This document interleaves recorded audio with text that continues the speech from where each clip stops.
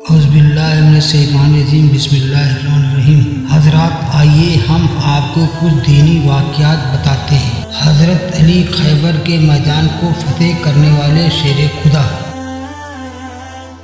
رشتے خون کے نہیں احساس کے ہوتے ہیں، اگر احساس ہو تو اجنبی بھی اپنے ہو جاتے ہیں، اگر احساس نہیں ہو تو اپنے بھی اجنبی ہو جاتے ہیں۔ یہ کلام ہے حضرت علی رضی اللہ تعالیٰ عنہ کا۔ حضرت علی رضی اللہ تعالیٰ عنہ کو اسلام میں شیر خدا کہا گیا ہے۔ آج ہم آپ کو بتانے جا رہے ہیں اسلام کے اس شیر خدا کے بارے میں جو اپنی بہادری کے لیے تو میدان جنگ میں مشہور ہی نہیں ہوئے بلکہ وہ اپنے علم کے لیے پورے عرب میں جانے گئے۔ تو آئیے اسلام کے چوتھے خلیفہ حضرت علی کی زندگی سے روبرو ہوتے ہیں۔ حضرت علی کی پیدائش سعودی عرب کے مکہ میں ہوئی۔ ان کی پیدائش 600 عیسوی میں رجب کے مہینے میں ہوئی۔ رجب اسلامی کیلنڈر کا 7واں مہینہ ہے۔ حضرت علی کی ماں کا نام فاطمہ بنت اسد تھا۔ حضرت علی بچپن سے ہی کافی سمجھدار اور محبتی تھے۔ ان کے ابا کا نام حضرت ابو طالب تھا۔ بتا دیں کہ ابو طالب پیغمبر محمد صلی اللہ علیہ وسلم کے ابا عبداللہ کے بھائی تھے۔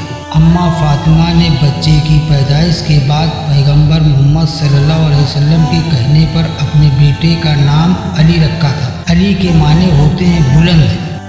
آگے چل کر اپنے نام کے مطابق حضرت علی نے کافی بلندی حاصل کی۔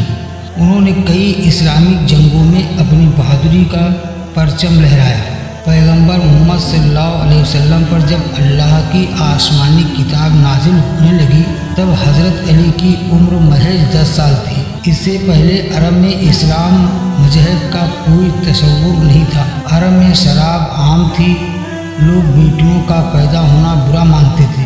بیٹیوں کی پیدائش کے بعد انہیں زندہ دفنا دیا جاتا تھا۔ آسمانی فرشتہ حضرت جبریل علیہ السلام قرآن پاک کی آیتیں حضرت محمد صلی اللہ علیہ وسلم کے پاس لانے لگے۔ پیغمبر محمد کو یہ بتایا گیا کہ وہ اللہ کے آخری نبی ہیں اور دنیا میں رحمت امن کا پیغام دینے کے لیے بھیجے گئے ہیں۔ جب یہ بات حضرت محمد نے مکہ کے لوگوں کو بتانی شروع کی تو لوگ انہیں جھٹلانے لگے اور ان کی بات کا انکار کرنے لگے۔ جب ایک بہت بڑے مجمع میں حضرت علی اٹھے اور انہوں نے حضرت محمد کی بات کا اعتبار کرتے ہوئے انہیں آخری نبی مانا۔ اتنا ہی نہیں، انہوں نے کہا کہ بھلے ہی میری عمر کافی چھوٹی ہے، مجھ میں طاقت کم ہے، لیکن میں آخری سانس تک آپ کے ساتھ کھڑا رہوں گا۔ جب پیغمبر محمد صلی اللہ علیہ وسلم عرب کے لوگوں کو اللہ کا کلام سناتے اور نیک کام کرنے کی دعوت دیتے تو لوگ ان کی جان کے دشمن ہو جاتے۔ ایسے میں جب حالات بہت زیادہ خراب ہوئے تو پیغمبر محمد صلی اللہ علیہ وسلم کو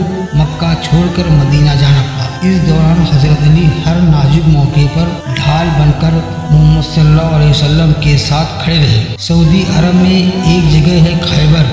اس خیبر کی پہاڑی پر اسلام کی سب سے بڑی جنگوں میں ایک جنگ لڑی گئی تھی جو آج کتابوں میں خیبر کی جنگ کے نام سے مشہور ہے۔ اس سمے خیبر کی پہاڑی پر یہودیوں کا قبضہ تھا۔ پیغمبر محمد صاحب نے خیبر کے بادشاہ کو اسلام کا پیغام بھیجا اور نیک راستے کی طرف بلایا۔ انہوں نے اسے برے کاموں کو چھوڑنے کی نصیحت دی۔ تب خیبر کے بادشاہ نے پیغمبر صلی اللہ علیہ وسلم صاحب کے پیغام کو خارج کر دیا۔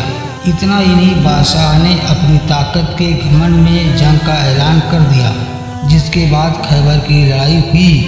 مرہب جو یہودی لشکر کا مکھیا تھا، اس نے کئی لوگوں کو شہید کر دیا۔ جب یہ خبر پیغمبر محمد صلی اللہ علیہ وسلم کے پاس پہنچی تو انہوں نے اس جنگ میں حضرت علی کو بھیجا۔ حضرت علی نے خیبر کی جنگ میں مرہب پہلوان کو شکست دی۔ حضرت علی نے اپنی نڈرتا اور دلیری کے دم پر خیبر کی جنگ کو فتح کیا تھا۔ اس کے بعد پیغمبر محمد صاحب نے حضرت علی کو اسد اللہ کا لقب دیا، جس کا مطلب ہوتا ہے شیر خدا۔ حضرت علی پورے عرب میں اپنے علم کے لیے مشہور رہے۔ دور دراز کے لوگ بھی ان کے علم سے حیران رہ جاتے تھے۔ کئی موقعوں پر پیغمبر محمد صلی اللہ علیہ وسلم نے فرمایا کہ میں علم کا شہر ہوں اور علی اس شہر کا دروازہ۔ پیغمبر حضرت علی سے کافی محبت کرتے تھے، یہی وجہ تھی کہ انہوں نے اپنی بیٹی فاطمہ کا نکاح حضرت علی سے کیا۔ حضرت علی کے کلام آج بھی 21ویں صدی میں کافی مشہور ہیں۔ انہوں نے کہا تھا کہ دولت ملنے پر لوگ بدلتے نہیں بلکہ بے نقاب ہو جاتے ہیں۔ اتنا ہی نہیں، انہوں نے کہا کہ جب بھی رب سے دعا مانگو تو اچھا نصیب مانگو، کیونکہ میں نے زندگی میں بڑے بڑے عقل مندوں کو اچھے نصیب والوں کے سامنے جھکتے دیکھا ہے۔ کئی موقعوں پر انہوں نے لکھا ہے کہ انسان کا کردار اس کی زبان کے نیچے چھپا ہوتا ہے۔ اگر کسی انسان کی چھئی کا پتہ لگانا ہے تو اسے غصے کی حالت میں دیکھو۔ وہیں انہوں نے بھروسے کی مثال دیتے ہوئے لکھا ہے کہ اگر تم زندگی میں کسی کو دھوکہ دینے میں کامیاب ہو گئے تو یہ مت سمجھنا کہ وہ کتنا بیوقوف تھا، بلکہ یہ سمجھنا کہ اس کو تم پر اعتبار کتنا تھا۔ دوستو، اب آپ لوگوں سے الوداع لیتا ہوں، ملتا ہوں اگلے ویڈیو میں۔